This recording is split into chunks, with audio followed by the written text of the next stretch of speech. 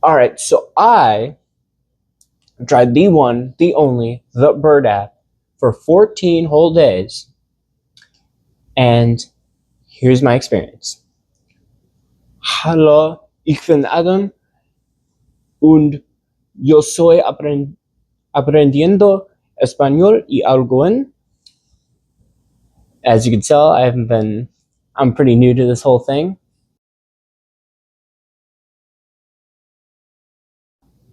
Stay for the whole time so you can get a blank rating out of 10.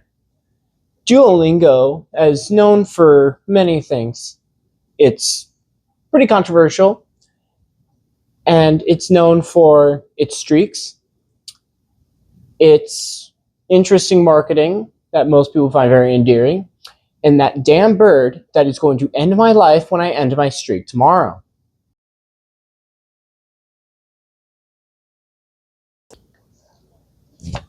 Let's start with the pros, shall we?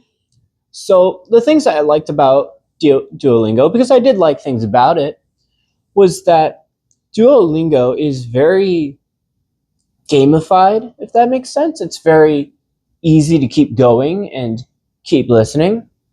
And another thing is that it is entirely free. I did not pay a dime to make this video, right? I spent a lot of time on it, but I did not pay a dime. Now let's get on to what I don't really like about it. So, first of all, it's, I would argue, maybe not the most efficient way to learn, right? I learned how to say, I'm going to, order coffee long before I would have learned how to say my name. And I suspect that's probably not the best way to do it. And another thing, so you know how I said that it was free? Well, you got to make your money somehow. So Duolingo uses something called energy, and you run out of energy as you do more lessons. So it kind of forces you to stall. And I think that's kind of their way of keeping you on there for longer, which, whatever. I mean, you got to do what you got to do, okay? I can't say I hate it, but I would say that I wouldn't use it as your only way to learn the language of whatever language you may be learning. I would just really want you to keep that in mind. So that's really the important thing there.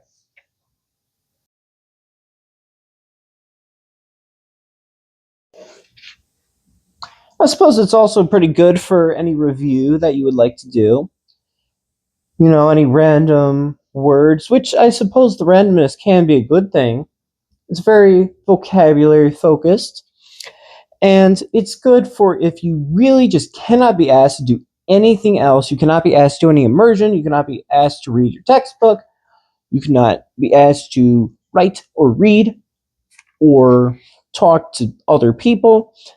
And so, in that sense, like I said, I get that it's very gamified, and I see why people like it.